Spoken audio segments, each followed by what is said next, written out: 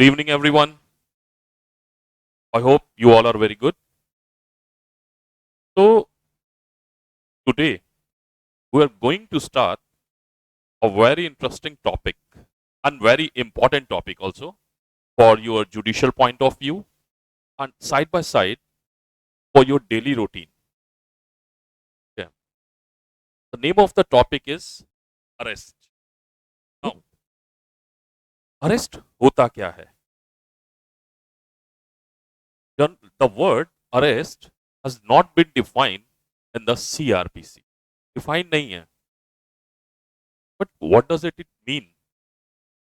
It means the apprehension or restraint or deprivation of one's personal liberty by an competent authority empowered by law.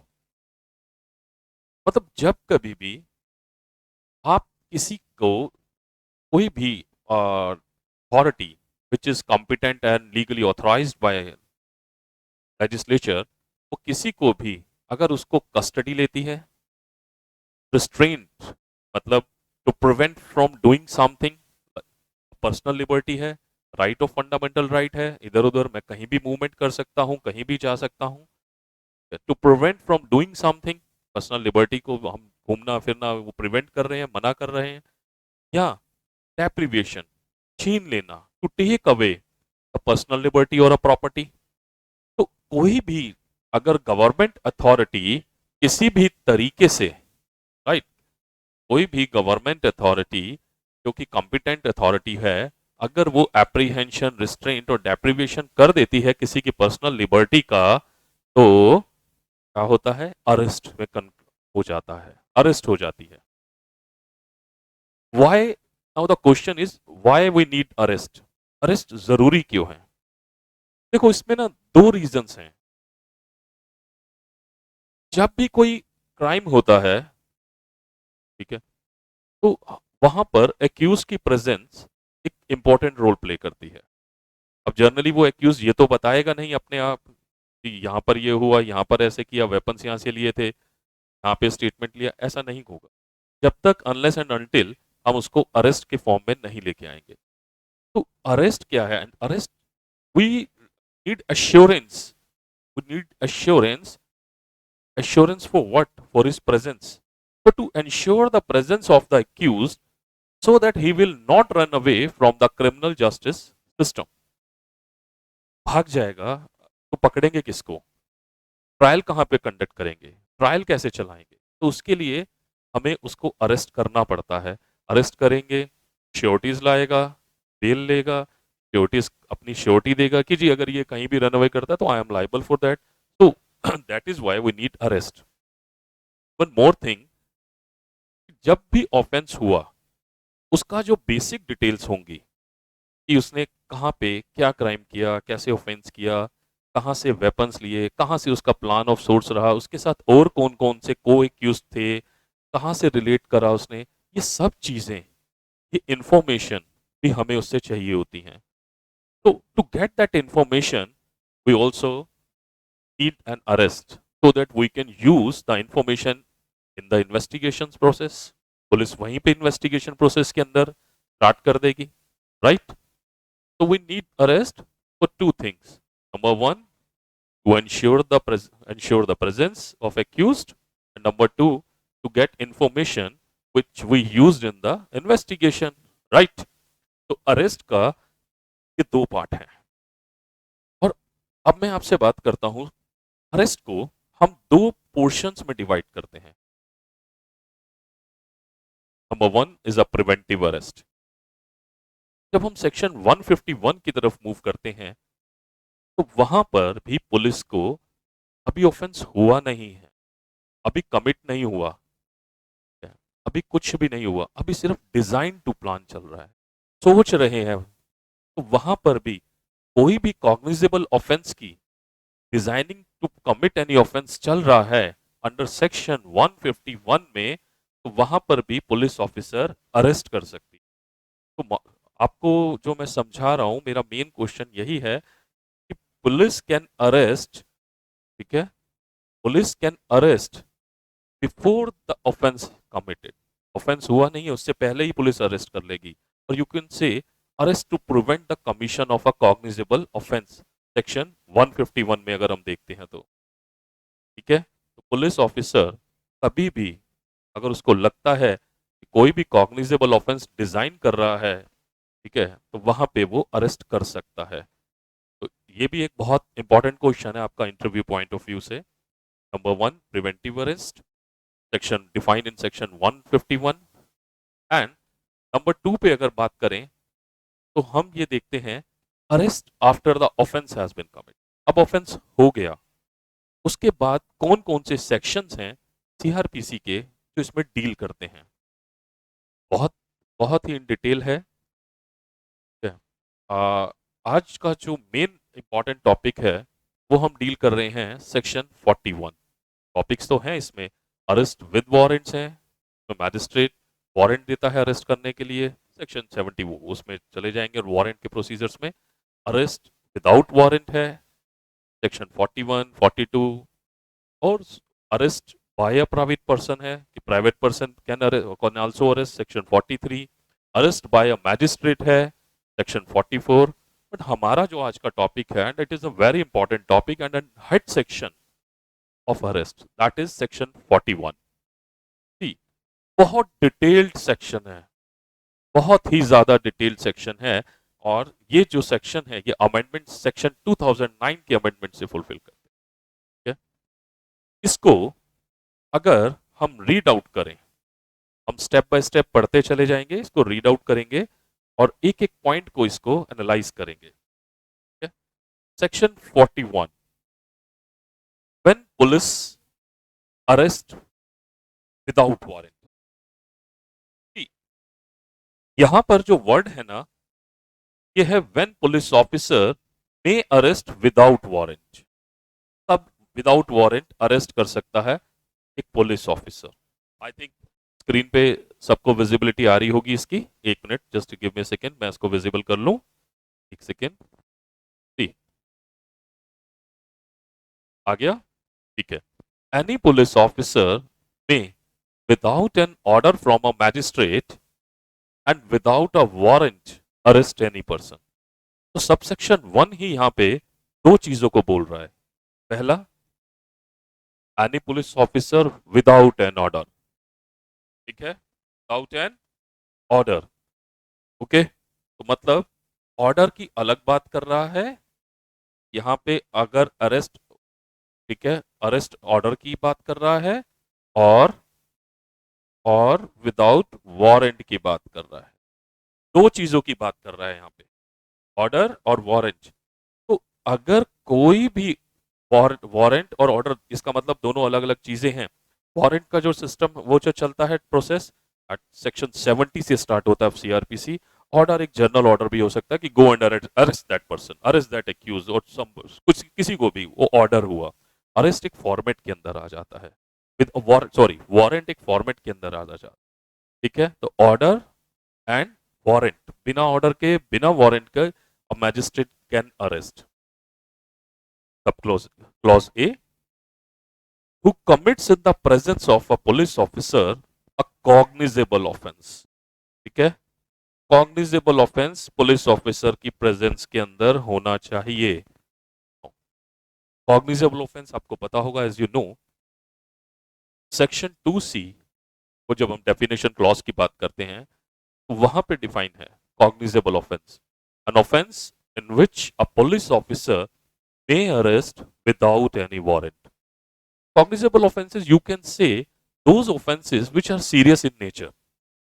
ठीक है, तो वहां पर भी अगर कोई भी कॉग्निजेबल ऑफेंस है तो police officer can arrest without any warrant. और यहां पे अगर मैं एक ही बात करूं तो किसी भी पुलिस ऑफिसर के सामने कोई भी एक कॉग्निजेबल ऑफेंस हुआ है तो ही कैन अरेस्ट विदाउट वारंट।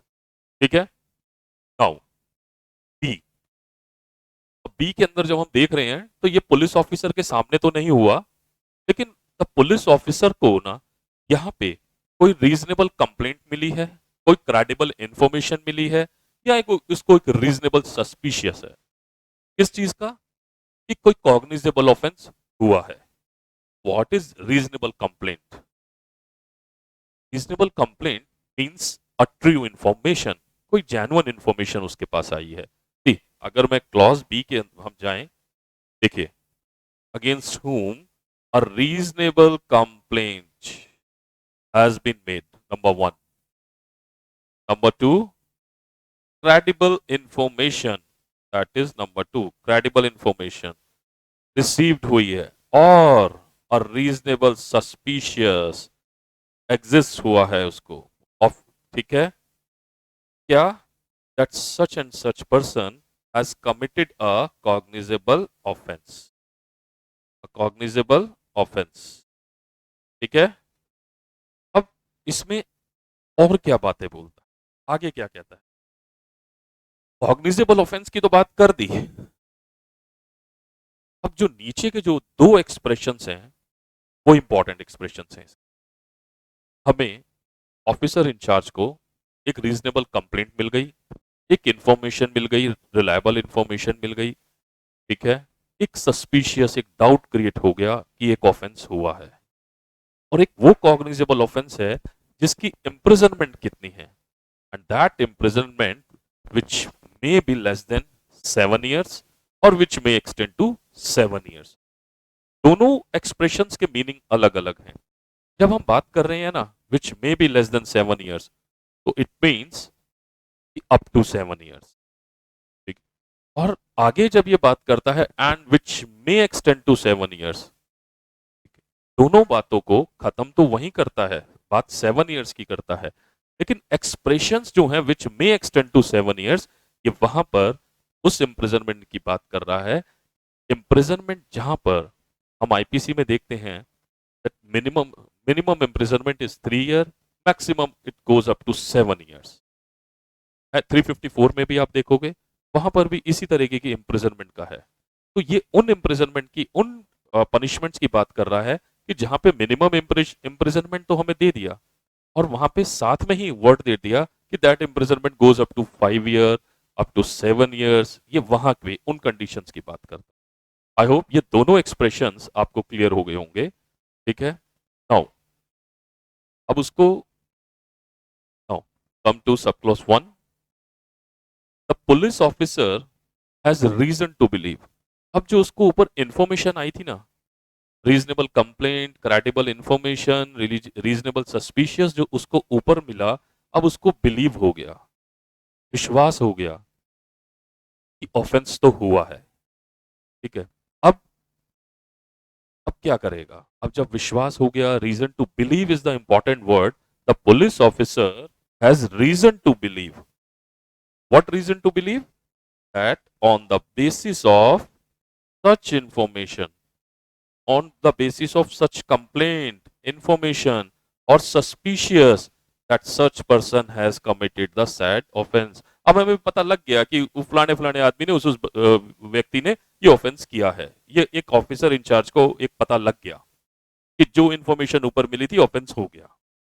अब क्या करता है? सब क्लॉज 2 कहता है the police officer is satisfied that such arrest is necessary. अब उन चीजों को भी देखेगा कि अरेस्ट जरूरी है, तो क्या करेगा? ठीक है, अरेस्ट तो करेगा, लेकिन कुछ पॉइंट्स हैं, कुछ सेफगार्ड्स दिए हैं, कुछ 5 पॉइंट्स हैं हमारे पास कि अगर इन 5 पॉइंट्स के अंदर एक भी क्लॉज आ जाएगा तो वो अरेस्ट कर लेगा, और अगर नहीं आएगा can also release the accuse, not release, छोड़ देगा उसको, वहां पे रिलीज कर देगा, बेल बाउंड श्योरिटी ले लेगा कि आप मैजिस्ट्रेट के सामने अपीयर हो जाना। लेकिन वो 5 पॉइंट्स क्या हैं, वो सेफगार्ड्स क्या हैं? Safeguards 7 years of less then 7 years of imprisonment के वो सेफगार्ड्स क्या हैं? तो नंबर 1, फर्दर ऑफेंस, कि अगर एक्यूज को छोड़ दिया तो बाहर निकले, रिलीज, बाहर रहेगा और आगे कमिट करेगा और ऑफेंसेस करेगा, हैबिचुअल है, इसकी तो आदत है, तो इसका अरेस्ट करना बहुत जरूरी है।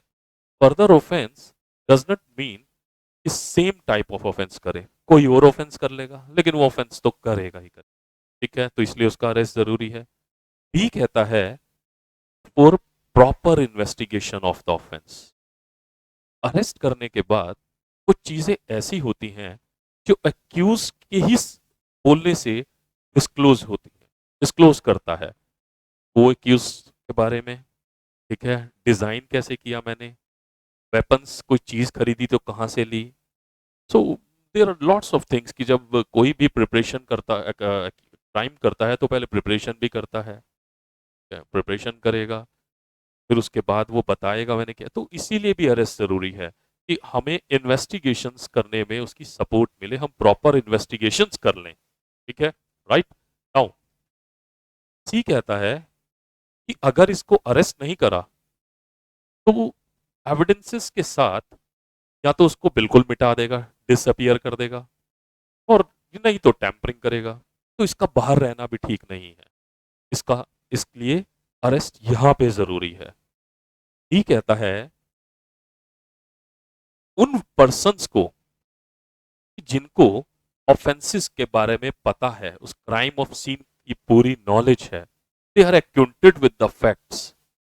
ठीक है, तो जो acquaint those persons who are acquainted with the facts, तो एक्यूज्ड वहां पे जाएगा, उनको थ्रेट देगा, इंड्यूसमेंट करेगा या प्रॉमिस करेगा। प्रॉमिस यू कैन से कि भाई तुम्हें तो पूरे पता ही है वहां पे क्या हुआ था, और एक काम करो, ब्राइब दे देगा, ब्राइब की कोशिश करेगा, कुछ और फेक प्रोमिस करेगा।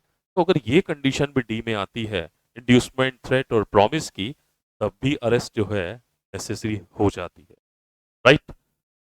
ई इज टॉकिंग अबाउट कि जब कभी भी हमें कोर्ट में जरूरत है वो, ठीक है, वो आएगा ही नहीं। ठीक है, तो उसकी प्रेजेंस के लिए वेन एवर वी रिक्वायर्ड, तो उसकी प्रेजेंस इंश्योर्ड करने के लिए हमें उसका अरेस्ट करना भी जरूरी है। तो दीज आर द 5 थिंग्स कि जहां पे अरेस्ट जो है नेसेसरी बन जाती है 7 इयर्स ऑफ इम्प्रिजनमेंट के लिए एक ऑफिसर इंचार्ज के लिए।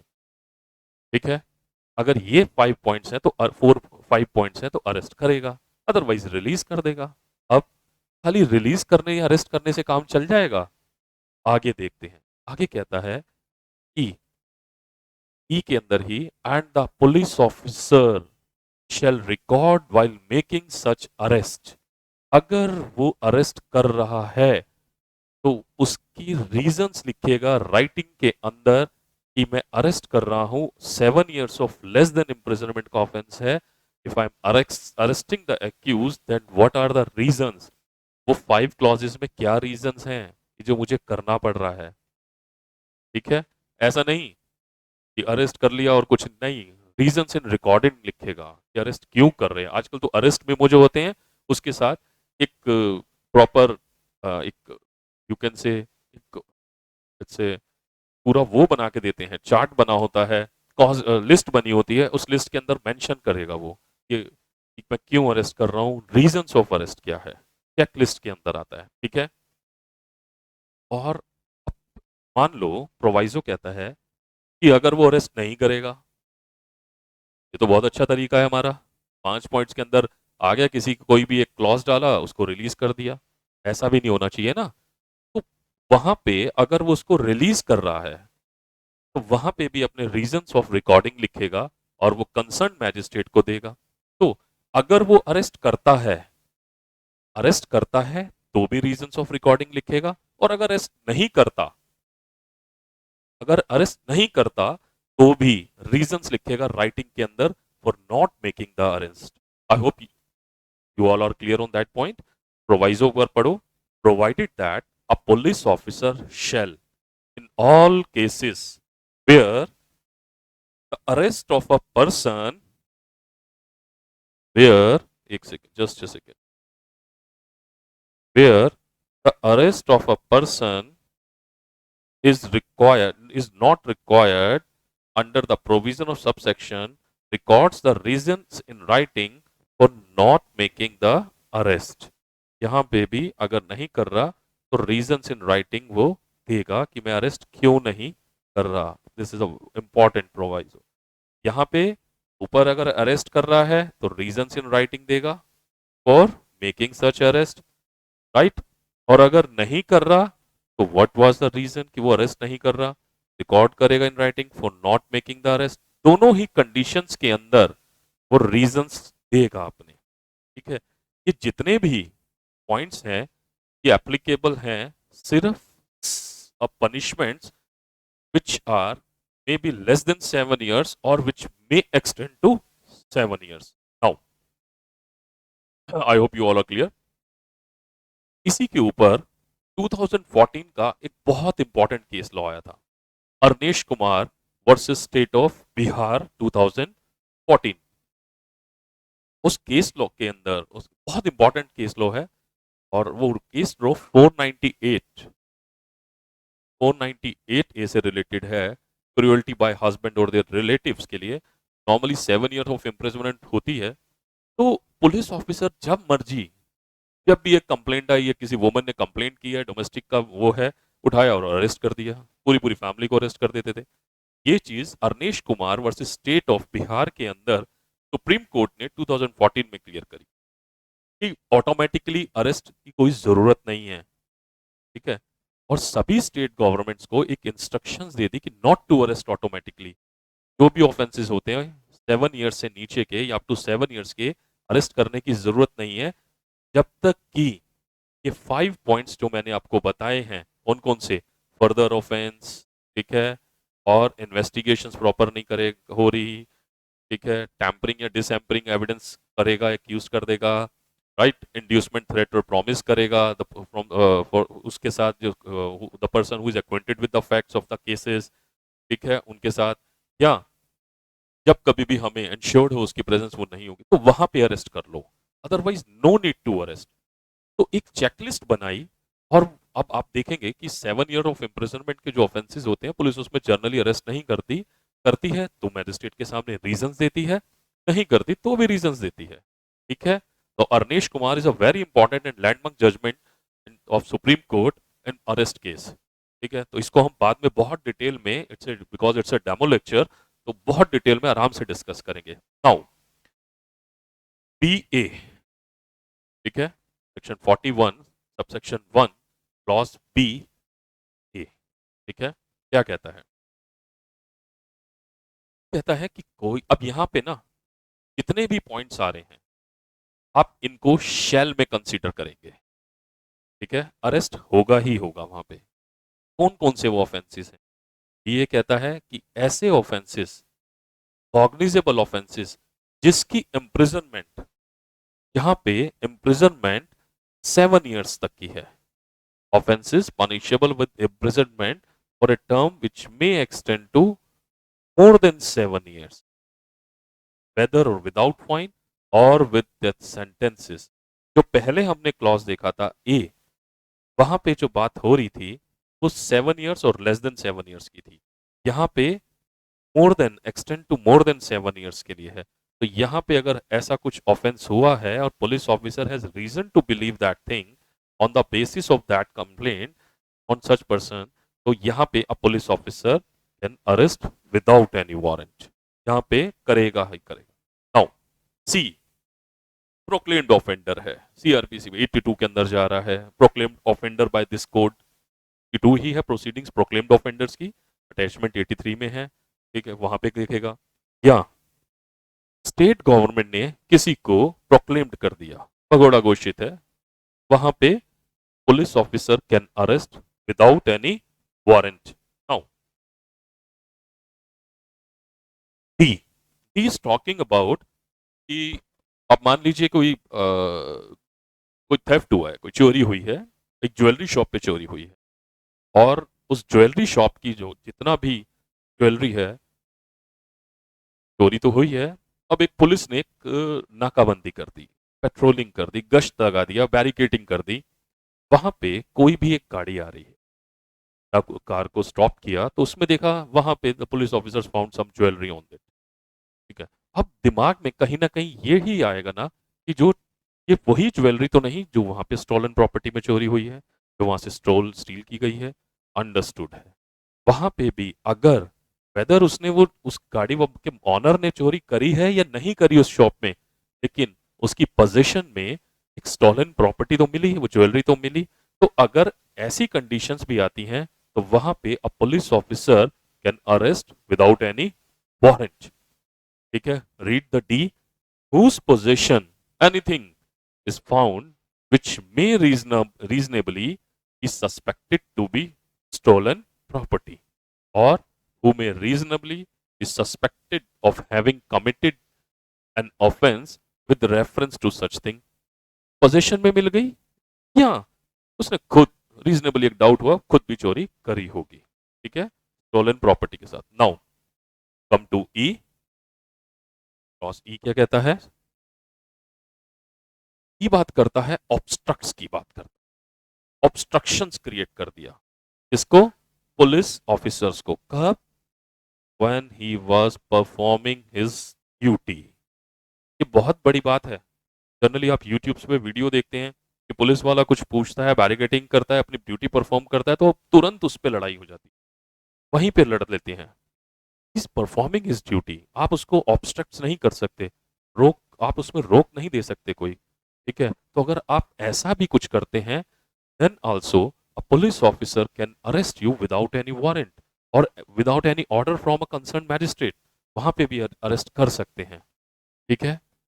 एफ, एफ डिजर्टर है, आर्म फोर्सेस से, आर्मी एयरफोर्स नेवी से या किसी भी यूनियन फोर्स से डिजर्टर है, तो वहां पे अगर पता लगता है, then a police officer can arrest him without any warrant. Now अब बात करते हैं G. G is talking about extradition law. ऐसा कोई ऑफेंस, ठीक है, जो यहां पे पनिशेबल है, कमिटेड आउटसाइड इंडिया हो रहा है, और अगर यहाँ पे वो पनिशमेंट, वहाँ यहाँ पे वो मतलब ऐसे हुआ है, यहाँ पे भी वो ऐसे हुआ है जैसे वो, आई एम सॉरी दोबारा रिपीट करता हूँ जी।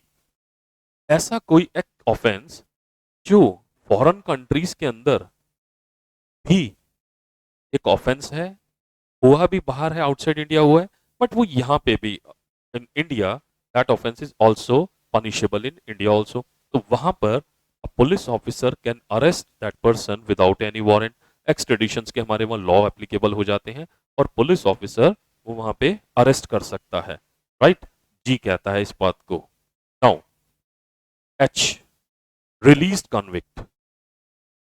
रिलीज कन्विक्ट के अंदर जब हम किसी भी एक्यूज को रिलीज करते हैं, कन्विक्शन से रिलीज कर रहे हैं उसको थोड़े से टाइम बिंग के लिए, सेक्शन 356 के अंदर, तो वहां पे हमने उसके ऊपर कोई कंडीशंस लगा दी है कि भाई अगर हमें महीने तक, 6 महीने तक, 1 साल तक आप दोबारा लड़ोगे या कोई आपने ऐसी दोबारा न्यूसेंस करी तो हम आपको उठा के अंदर डाल देंगे।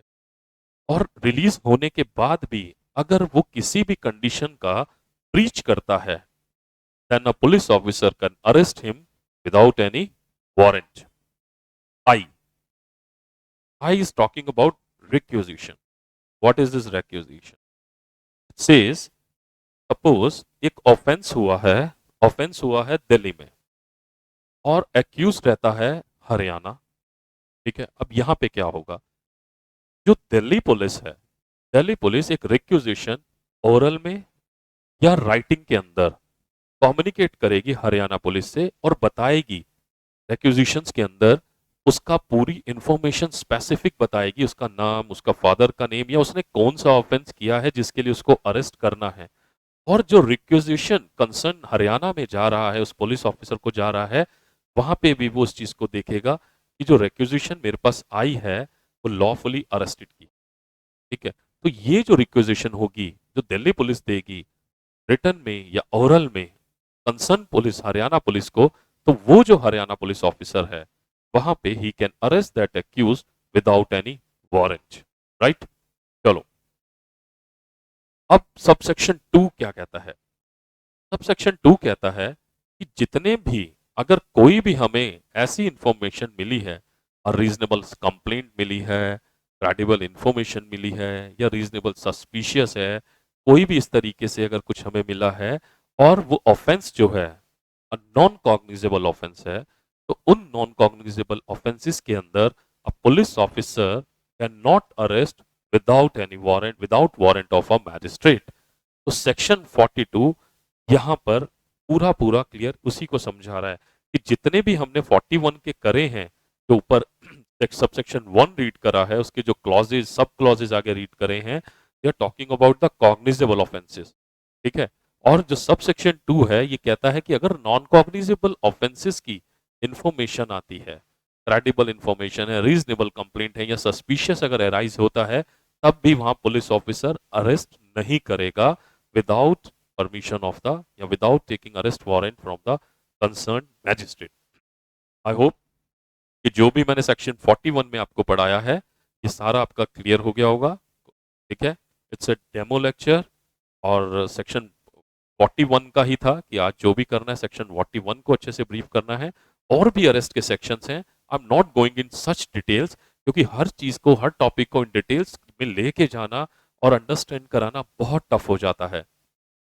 और आप बाकी इट्स डेमो लेक्चर, आपको कैसा लगा, कोई क्वेरी होगी, कोई इंक्वायरी, आपका कुछ भी कोई डाउट हो, you can ask any time, आप कॉल कर सकते हैं और you can send me WhatsApp messages के ऊपर आप वो हमें डाउट और अपनी क्वेरी। ठीक है, I hope all are good now. Okay, bye bye, have a nice day, all the best for your future.